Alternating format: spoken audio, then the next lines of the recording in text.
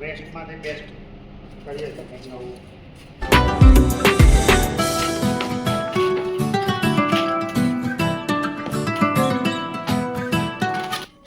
પક્ષીઓ માટેનું ઘર બનાવીએ છીએ. આજકાલ પક્ષીઓ દેખાતા નહીં, ચકલાઓ બધા દેખાતા નહીં, એવું બધા કહે છે. તો આપણે કંઈક કામ કરીએ આવું ચકલીઓ માટેનું.